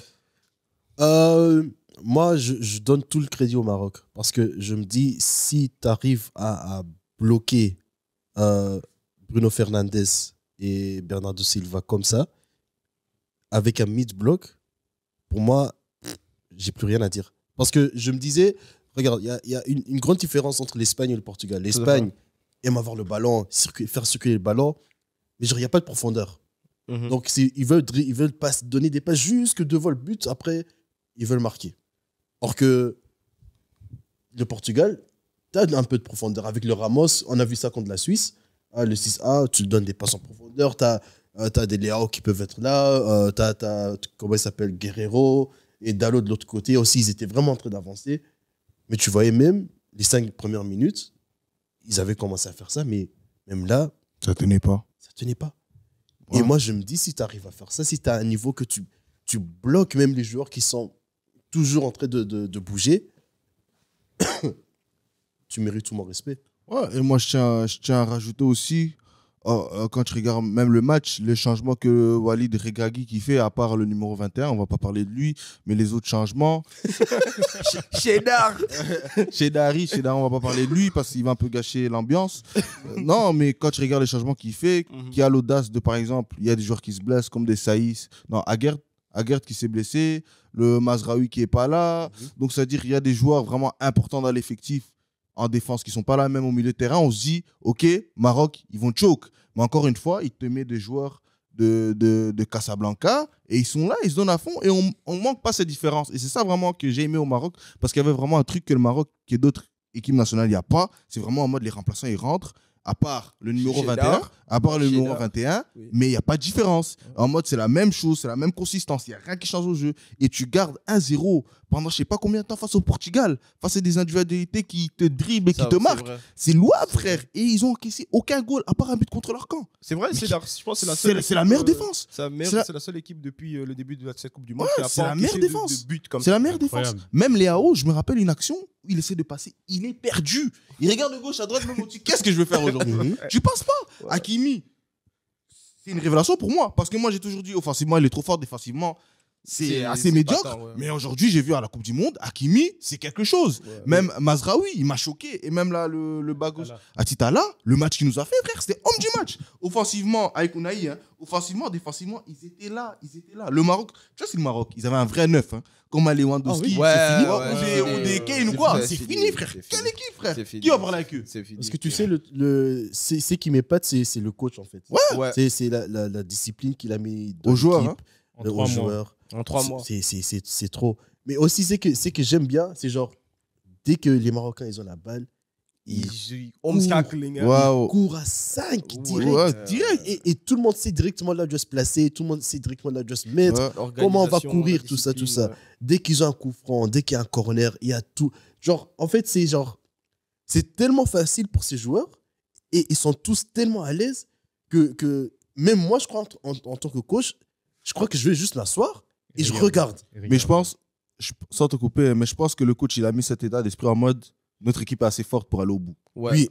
Et il y avait aussi les supporters autour. Donc, c'est-à-dire il y a tout un engouement au Maroc en mode notre équipe est assez forte. Et toi, en tant que joueur, parce qu'il y a beaucoup de pays africains, ils disent est-ce qu'on va passer les poules Est-ce que vous voulez que le Maroc, il y avait Belgique, 3e, 2018, Croatie, finale, Canada, qu'on disait c'est une équipe à surveiller, ils ont surclassé tout le monde. Après, ils ont fait l'Espagne, même s'ils ne sont pas bons ces derniers temps. Mais c'est Portugal, c'est louable. Donc, ça veut dire qu'il y a un état d'esprit au Maroc qui s'impose comme mode on est l'équipe et on va aller loin. Parce que je ne sais pas si vous avez vu l'extrait là de Bouffal, il dit si on passe les groupes, vous allez voir, on va arriver. Donc, ça veut dire dès le début, ils veulent aller au bout. Et est-ce que les autres équipes nationales africaines ont ça ? Non. Donc, ça veut dire du moment qu'une équipe africaine vise la finale, et c'est une mentalité à avoir, ben, là, tu vois les résultats. Tu joues et moi, je respecte ça parce que moi, je me dis que surtout dans un Coupe du Monde, que tu sois, je sais pas, Tanzanie ou je sais pas quel pays ou même en Asie, dès que tu viens là, tu viens pour gagner. Voilà. Tu viens pas pour juste, on est là. Mais il y a beaucoup d'équipes africaines qui n'ont pas peut-être, je vais même dire le Ghana, qui ont cette mentalité-là. Si on passe le groupe, tant mieux. FC binationaux, Ghana, c'est vous. Si on passe le groupe, tant mieux. Parce que quand tu regardes le Maroc, ils veulent gagner. Et même quand Zarouri, Martinez l'appelle, reste, il dit non, je vais au Maroc et il joue pas de match et il est content. Ça veut dire beaucoup de choses. C'est comme tu dis, l'organisation. Fouzi Lechka, encore 1000 fois merci parce que c'est du beau travail. C'est l'exemple. Un truc intéressant aussi pour peut-être terminer cette page marocaine, c'est que sur tous les matchs qu'ils ont joués, à chaque fois, ils laissent la balle à l'adversaire et finissent toujours par gagner. Face à la Belgique, je pense qu'ils ont 30% de possession. Ce match aussi, ils ont eu 30%. Face à l'Espagne, même 20. 17 même. 17%. Mais ils arrivent toujours à gagner. Donc, et c'est que c'est dangereux. Donc finalement, leur jeu en contre, ils savent ce qu'ils font et ils maîtrisent. Surtout, ils sont tellement techniques. Soufiane. En possession de balle, ils savent comment jouer en possession de balle. Ils savent sortir de situations avec la pression. Balle au pied, ils ont 3-4 joueurs autour d'eux, ils trouvent toujours la bonne solution. Tu sais, on va dire les choses. Certaines équipes africaines, vous pouvez jouer à 10 derrière, par exemple, le Sénégal, par exemple, que je prends pour l'exemple. Je joue à 10 derrière. Mais une fois que le ballon sort, tu vois que c'est un long ballon, le joueur n'arrive pas à sortir le ballon comme il faut. Là, ils prennent toujours les bonnes décisions, que ce soit Amrabat, que ce soit Ounahi. Ils prennent les bonnes décisions. La dernière action. Hakimi, Tu vois, j'ai vu ça, j'étais ouf. J'ai dit merde. Ouais, moi aussi. Et même l'action de Zakaria, là, vers la fin. Là. Et c'est là que je me suis dit, c'est ça que je suis avec toi, parce que je me dis, genre, si déjà on bloque, ils savent jouer comme ça, contre les grandes équipes et tout ça, parce que là, tu dois jouer comme ça. C'est ça. Mais s'ils doivent jouer contre une plus petite équipe, en possession, il faut les gifler. Mais tu sais qu'il y a un truc avant qu'on clôture, qu'au Maroc, je pense que c'est cette confiance qu'ils ont l'un contre l'autre. Parce que par exemple, nous, quand on joue au foot, il y avait un joueur qui dit il va se faire dribbler. Et les joueurs là en face de lui, ils sont trop forts. Et je pense que quand tu regardes bien les attaquants et les milieux de terrain en mode, quand ils regardent, non, ils disent t'inquiète, notre défense, il y a notre gardien. Rien va se passer. Et je pense que quand tu as ça, cet état d'esprit pour chaque poste, ben, c'est normal, tu fais ça, frère. Donc voilà, c'était ça pour ces quarts de finale. Maintenant, j'aimerais avoir de chacun de vous un joueur qui vous a ébloui ces quarts de finale. Je commence avec toi, Arsène. Moi, franchement, je suis encore du côté marocain, là. Amrabat, ça bouge pas. Et j'ai envie de rajouter un petit peu Ounahi aussi. Parce que, dis-toi, même un entraîneur comme Luis Enrique a dit, mais hermano, ¿de dónde saques este jugador? C'est-à-dire vraiment, mais d'où sort ce joueur, tu vois? Vraiment, c'est pour dire que vraiment, lui-même, il était choqué en mode qu'il est ce niveau-là. Et pour moi, il m'impressionne vraiment. J'aime beaucoup sa technique, j'aime beaucoup sa vision de jeu. En plus, il est tout mince, tout svelte comme ça, là, mais t'es mal la technique, t'es mal l'intelligence de jeu. Donc, franchement, ces deux joueurs-là, incroyables. Après, Ounahi, on parle de lui comme une surprise, mais quand tu regardes les matchs qu'il fait à Angers, d'ailleurs, c'est un coéquipier de Soufiane Bouffal déjà. À Angers, il fait toujours des gros matchs aussi. Il fait partie de cette génération de joueurs en Ligue 1 qui osent vraiment le niveau. Donc ça ne m'étonnerait pas qu'il aurait son petit transfert cet été ou peut-être même dès janvier. C'est ça. Moi, je pense que surtout que là, Angers se frotte les mains parce qu'ils se disent on va descendre on va se descendre en Ligue 2. Mais t'es mal à Kishta. T'es mal à la Kishta. Il y a deux. Fall et Ounaï. 50 millions minimum. Les deux, ouais. 50 minimum. 50 millions dans les caisses. On dit pas un joueur, hein, on dit les deux. Ouais, les deux. Et toi, tu. Chelsea, hein. Non, Attends. Bouffal Arsenal, frère, qu'est-ce que tu penses Ouais. Il met Ah ouais Martinelli sur le Saute banc. Martinelli. Ah ouais Non, c'est ça que moi j'ai dit. Saute Martinelli. Je pensais qu'il avait signé à Arsenal. Bouffal, il saute Martinelli. Oh, vous êtes fous. Il Hein. saute Martinelli fort. Oui, fou, hein. oui, Calme. oui. Martinelli, joueur de C'est qui Banks. même Ça fait 1 an, on le connaît, ce type. Avant, il jouait en réserve, frère. Qu'est-ce que tu me parles de Martinelli? Ça fait 1 an, on parle de lui. Avant, sur FIFA, on le prenait pas, on le prêtait chaque fois en carrière. C'est bon, vas-y. Ton Diogo des quarts de finale. Non, c'est comme il vient de dire, Azdin Ounahi, hein. Il n'y a pas de mots, il est impeccable au milieu de terrain. Parce qu'Amrabat, pour moi, il a fait un moins beau match, malgré que c'est un bon match. Et là, tu as vraiment vu que Ounahi, il a vraiment ébloui tout le monde. Il a vraiment ébloui le monde entier. Et shout out à lui. Hein. Et toi Moi, c'est Petkovic. Ok. Petkovic, l'attaquant de la Croatie, qui a remplacé Kramaric. Mais Kramaric, c'était nul. Ouais. Mais Petkovic, pourquoi? Parce que c'est déjà un gars à Zagreb, je le suis. Même côté néerlandophone, je le dis toujours, Petkovic, c'est un grand. Et je crois, c'était lui, hein. Genre, il y avait un petit pana comme ça. Je Ouais, pense que c'était Livaya. Livaya Je pense. Je cite, hein. Mais un des deux. Bref. Pour moi, en fait, le truc, c'est genre, dans ce match-là, Petkovic c'est que tu avais besoin d'un attaquant qui, même s'il sait qu'il ne va pas prendre la balle, il va presser. Qui, quand il a la balle, il reste au moins 2, 3, 4 secondes avec la balle en attente que Modric ou Brozovic viennent. Et aussi pour le but, tu vois. Parce que je me dis, genre, même si on va se dire que c'est à cause du Brésil, mais il faut quand même le faire, marquer contre le Brésil. Ouais. Et, c'est Et pour ça surtout que, emmener son équipe encore en demi-finale, là, voilà. qui est quand même incroyable. On a une Coupe du Monde avec des équipes qui ont brillé à 4 ans, qui brillent encore maintenant. C'est une dinguerie. D'ailleurs, la Croatie, c'est pas une équipe à qui tu t'attends, en fait. Tu t'attendais encore qu'il soit là. Je peux vous demander quelque chose? Ouais. Est-ce que cette Coupe du Monde, elle n'est pas une des meilleures Coupes du Monde Pour moi, totalement. Franchement, Pour moi. peut-être pour toi, oui. Comme tu es né après les années, je sais pas combien. Donc, je sais pas combien de Coupes du Monde tu as vu. Tu as connu une Coupe du Monde plus que moi, peut-être. Non, 2, frère. 2002. 2002. 2006, tu n'étais pas encore assez mature pour regarder. 2002, tu avais le même match que moi, j'avais en Ouais, 2006. mais moi, je regardais. MDR. Ouais, je regardais. mature en 2006. Non, mais pour moi aussi, c'est une très belle Coupe du Monde. Parce qu'il y a trop de dingueries, en fait. Hein. Ouais, je pense que c'est 2022. Ouais, 2022. Un truc de ouf. Pour moi, En fait, il 2022. faut remercier le Qatar, en fait. Ouais. Ils ont bien organisé ça. Hein. Ouais, c'est lourd. Les gens, ils ont beaucoup fait des blablabla. Comme les médias, là. Vous aimez trop mettre des narratifs bizarres. C'est dans des schémas. Et des schémas pour décrédibiliser certaines choses. Mais il faut être objectif et juste se concentrer sur le football. Et on a eu du beau football. Non, mais franchement, pour Russie, je leur donne raison. Hein. Pour Russie, ouais, comme ils étaient en train d'écrire, à l'aise. Mais pour Qatar, moi, honnêtement, rien à dire. D'ailleurs, les gens qui étaient en mode on va pas boire des bières, est-ce que vous avez encore entendu? Et d'ailleurs, je tiens même à dire, depuis cette Coupe du Monde, il n'y a pas eu d'incident. Ouais, hein. Ouais. Il n'y a pas eu d'incident avec les supporters. Ouais. Donc, c'est dire ces problèmes d'alcool là. Faut imposer ça aussi au Congo. T'as des martyrs. Ils prennent les paumés là, c'est les paumés là. Bombés là. Faut interdire tout ça. Pour revenir sur les Djogo du jour, peut-être moi mon Djogo du jour, c'est Djogo du jour et Djogo de la quart de finale, c'est Olivier Giroud.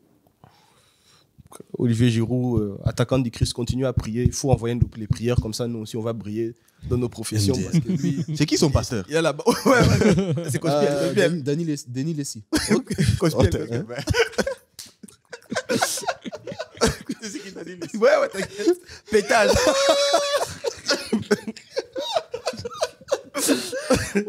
Ah putain, non, c'est Cospien. Ça vous êtes des gars. Lui, l'évangile, c'est un kid là-bas. Ah, quelle émission. Aïe. Ça parle même plus de foot. C'est... Non, Olivier Giroud, en tout cas, 53e but en équipe de France qui dépasse Thierry Henry. Finalement, là, pour pouvoir parler peut-être plus tard des confrontations qui vont venir, mais Giroud, il arrive, à chaque fois il confirme. Et voilà, il a été très important, même si sur ce match-là, je trouve, face à l'Angleterre, il n'était pas du tout présent. Mais il met ce goal qui propulse la France. Vraiment un goal à la Giroud, tête, tranquille. D'ailleurs, il allait sortir Thuram, mais Deschamps allait faire rentrer Thuram. Ouais, Mais dès qu'il a mis son goal, il a dit bon, Olivier, c'est bon. Vandanayo. Il a la baraka, ce gars. Il a vraiment la baraka. Benzema faisait des trucs extra-sportifs, ce qui n'a pas pu être là en 2018, donc il n'a pas pris ce titre. Là, Benzema se blesse, il revient alors que tout le monde attendait qu'il ne soit pas là. Il a finalement cette place de numéro 1 et il confirme. Il y a une parole qui dit dans la Bible, demande et tu recevras. Ah, c'est ça, il faut Benzema Sambé là, parce que sinon ça va pas, là, parce que c'est bizarre. Hein. Ouais, c'est bizarre, hein, tu vois. La seule compétition, dernière grosse compétition internationale qu'il a joué avec la France, c'était l'Euro, il sort. Et là, on a l'impression que, sincèrement, que la France peut vraiment aller jusqu'à faire le back-to-back. C'est dommage. Hein. Et prendre. Ça serait dommage hein, qu'ils vont peut-être prendre une 3e étoile. Non, encore. T'inquiète. Deuxième. Ah, troisième. Ouais, 3e étoile, c'est peut-être sans lui encore. Tu vois là, moi je vais déjà prédire. Hein. C'est le Maroc qui va aller en finale contre la Croatie. C'est la Croatie qui va gagner. Et France de. Mais il va encore demander les prédictions. C'est ça. Moi j'ai déjà donné. Merci. Là, tu prends les supporters d'Arsenal, ils se permettent. Maintenant qu'ils sont premiers, on va voir après les trucs. Après l'hiver, comme ça, on va un peu se calmer. Ils prennent leur aise. Ils changent les schémas de l'émission. Oui, trop de confiance. Oui. Incroyable. Une petite page d'actu. Tite qui se fait virer directement après le match de l'élimination. C'est pas lui-même qui a même. Non. Oh. On l'a appelé depuis Brasilia. On a dit dehors. Dehors. Est-ce que c'est dommage ou vous lui aurez donné peut-être encore une chance? Toi, on dit tu.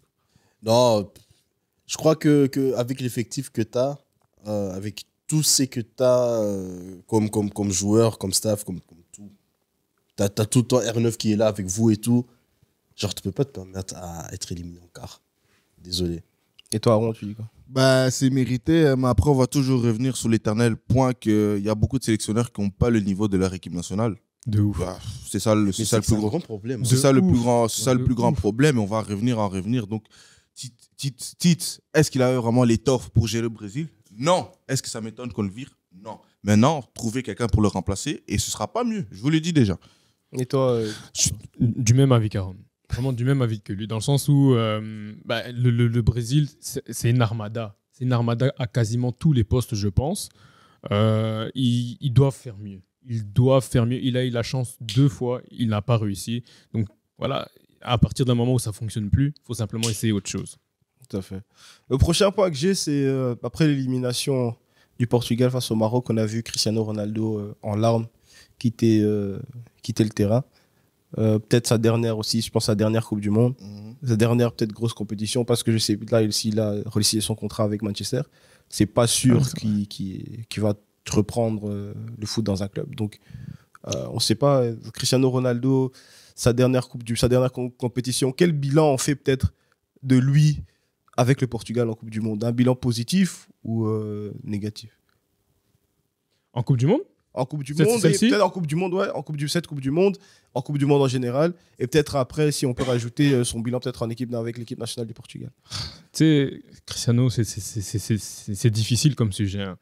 Il a vécu quand même Voilà, moi je suis team Messi, hein, mais il faut retracer un petit peu tout ce qui s'est passé depuis. Il a eu... si on va vraiment de la genèse, il faut aller depuis sa décision d'avoir quitté le Real Madrid, alors que le Real Madrid vient de gagner la Champions League et qui dit en conférence de presse, oui, je ne sais pas si je serai là l'année prochaine. Les dramas de Cristiano ont commencé là, parce qu'il s'est vu plus grand qu'eux. Et il ne fallait pas faire ça. Ses choix ensuite l'ont poursuivi et jusqu'à arriver où tu es devenu un indésirable à Manchester United. Le club qui t'a tout donné. Tu es devenu un indésirable, tu vois. Après, le pauvre, il a eu la perte de son enfant, ça affecte énormément. Il ne faut rien dire par rapport à ça. Paix à l'âme de... Il s'appelait Angel Ronaldo. Dos Santos Aveiro. Paix à son âme.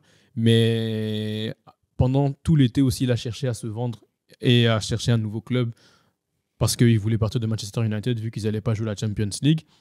Et il a commencé à rentrer en clash avec le coach parce que le coach disait qu'il n'était pas au niveau. Et effectivement, le coach avait raison. Ronaldo, malheureusement, n'était pas au niveau.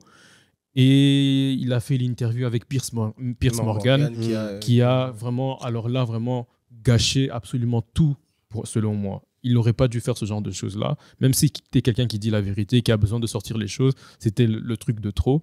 Et après, avec le Portugal, Santos lui a donné l'opportunité de jouer et s'exprimer pendant les premiers matchs. Il a vu que ça n'allait pas.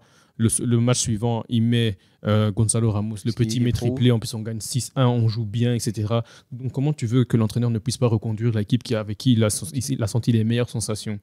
Il y en a qui disent qu'il aurait dû faire jouer Cristiano Ronaldo, mais pour moi, Cristiano Ronaldo n'aurait pas apporté plus qu'ils avaient déjà apporté. Moi aussi, même son entrée en jeu, je trouve qu'elle a été terne.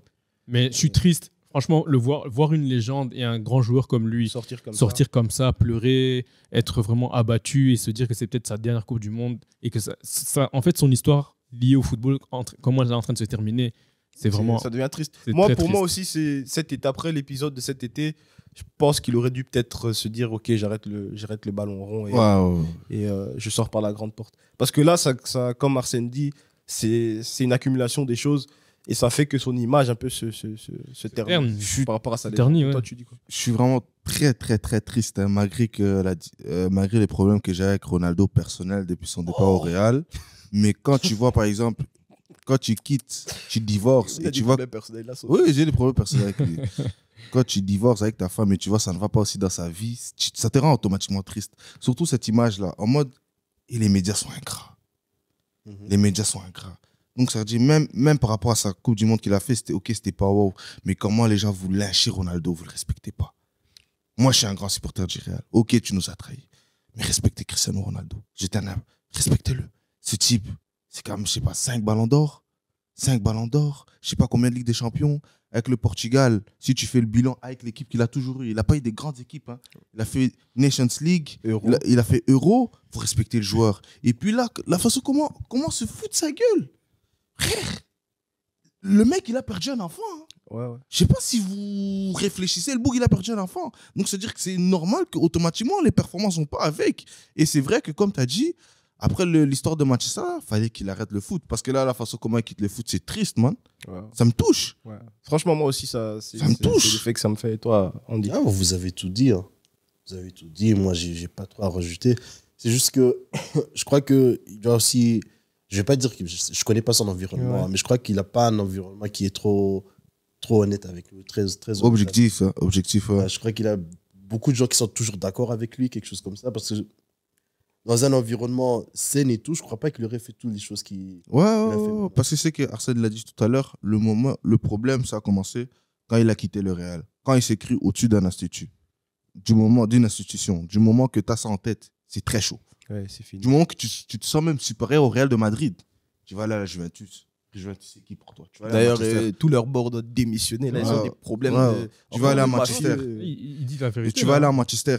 Tu vois, ce sera la même chose. Ouais. Parce que du moment que tu dis, OK, Real, moi je suis au-dessus du Real, il y a un problème. Ouais. Et comme tu as dit, c'est l'entourage, ça joue beaucoup. Si toute la journée on te dit, toi tu es Dieu, toi tu es Dieu, toi tu es fort, personne ne peut parler avec toi, ben ça joue, frère. Et puis il y a Lionel Messi qui ne parle pas beaucoup, qui prouve. Ouais. Et je pense que ça joue aussi. Ça joue trop fort mentalement. Parce que là, il voit que Lionel, en plus, il est en train de stater. Ouais. Il est dans une bonne équipe avec le PSG qui va peut-être aller au bout. Il est avec l'Argentine qui va peut-être aller au bout. Parce que juste après le match contre le Maroc, il y a eu l'interview de Pépé. Ouais. Pépé, il fait l'interview. Au lieu de parler du contenu du match ou bien de l'adversaire, donc les Marocains, il pense directement au fait que le quatuor arbitral ou bien je sais pas, même à la VAR, etc., c'était des Argentins. Donc si c'était comme ça, donner directement la coupe aux Argentins. Mais c'est pas ça comme veut ça. Tout dire. Ça veut tout dire. Dans un coin de sa tête. C'était dans leur... Voilà. C'était vraiment pour dire, n'empêche là aussi la grandeur de Messi qui il trotte, il nage, il est en train de dormir dans leur tête. Numéro 1. C'est affreux. Numéro 1. Bon, pour clôturer cette page Ronaldo, nous avons des prochaines affiches. Nous arrivons peut-être à la fin de cette Coupe du Monde avec des demi-finales. Le premier demi-finale mardi, on a Argentine-Croatie. J'ai besoin d'une petite prédiction de chacun de vous. Argentine-Croatie. Toi, Croatie ou Argentine? Attends. Bon, j'ai honté ça. Pardon d'avoir posé la question, je m'excuse. Argentine. Messi va encore marquer. s'est excusé. Ouais, limite, ça va pas. Il m'a regardé en mode. Oh, qu'est-ce que tu penses? C'est évident. Oh, wow. C'est évident comme c'est évident. Bon, Aaron, désolé. Tu as dit quoi? Oh, désolé. Non, Argentine va se qualifier et Lionel Messi va prouver aux supporters de Ronaldo que c'est lui le numéro 1. Ok. Toi, tu dis quoi? Jusqu'à présent, Aaron et moi, quand on a fait des prédictions, ça a toujours été bon. Donc tu suis. Moi, je suis Aaron aussi, Ok. Argentine. Moi aussi, je dis Croatie. Merci. Parce qu'ils ont l'expérience. Mais il suffit juste qu'ils mettent 1 ou 2 goals pour mettre le doute dans la tête de petit Léo et puis c'est bon. Mais ils le font presque jamais. Ils le font presque jamais. La Mais Croatie. c'est un autre match. Hein, parce que là, tu as Luka, Kovacic et Brozovic qui sont en grande forme au milieu de terrain. Là. Après, c'est vrai que ça va être difficile hein, parce que Acuna ne va pas jouer le match contre la Croatie et Acuna était un élément très, très important en tant que piston côté gauche en Argentine. Mais ils ont la grinta et on a un Messi vraiment en mode beast mode, en mode méchant, en mode Majin Buu, tu vois. Et je pense que si lui se met en tête qu'il est en mission et qu'il veut aller jusqu'au bout, rien ne peut arrêter l'Argentine. Mais bon, c'est pour ça qu'il était au Barça 3 années, ils ont gagné, mais après ils ont pris des remontadas, il a fouillé. C'est tout. Arsène, moi je fais seulement ça. L'homme au masque. T'inquiète. Obito.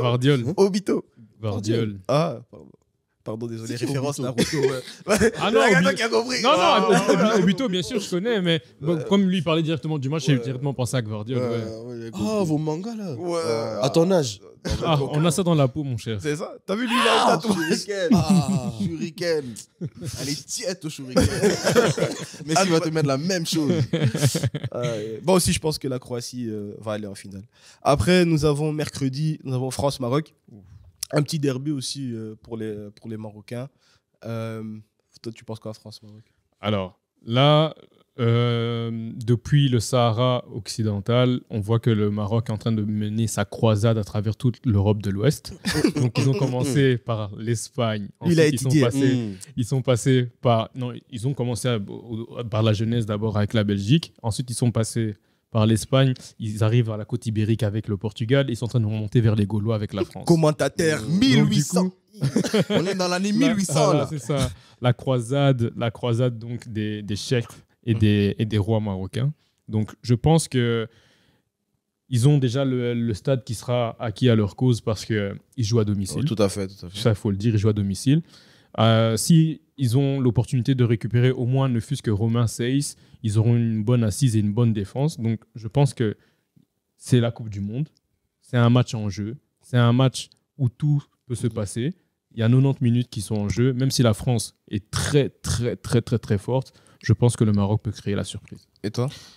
Comme il vient de dire, hein, il y a quelques absences, dont Romain Saïs, Aguerd aussi, Mazraoui. Bouffal. 90% de la défense. Ouais, Bouffal qui est épuisé, on l'a vu quand on l'a changé. Donc, c'est-à-dire, sur le plan physique, je ne sais pas s'ils vont recréer l'exploit. En tout cas, je leur souhaite. Mais si on réfléchit logiquement, s'il n'y a pas tous ces joueurs-là, s'il n'y a pas les 3 défenseurs-là, je pense que ça va être compliqué. Donc, je pense qu'ils vont aller aux prolongations et ça va jouer au penalty. Je ne sais pas qui va gagner. Et toi, tu dis quoi? Moi, je trouve ça difficile. Parce que je me dis, je suis un peu de même avis que toi. Genre, s'ils ne récupèrent pas au moins Saïs ou quelqu'un, je crois que là, ça devient chaud. Mais, pour être optimiste, 0-1 Maroc. Ok. Et toi? Moi, bon, je regarde un peu mon pragmatisme et je sais que les Français sont les champions du monde en titre. Ils sont à un match d'arriver en finale et de défendre leur titre. Il faut savoir aussi que devant, c'est un armada de dingue. T'as Kylian qui a envie de prendre son ballon d'or, je pense, qui est là, au coin de sa tête. Attends, désolé de te couper, mais genre, on aura Kylian contre Hakimi. Ouais. Putain. Mais tu sais que c'est la meilleure défense contre la meilleure attaque. Ouais. Ah ouais. Meilleure défense contre meilleure attaque. Ah ouais, t'es sûr? Ils ont marqué plus que l'Espagne et le Portugal? Non, mais en mode Sur papier.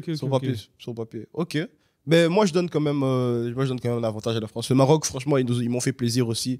Mais je pense que la France, cette fois-ci, ils seront énervés. Ils joueront pas comme ils ont joué contre l'Angleterre où ils étaient un peu attentistes.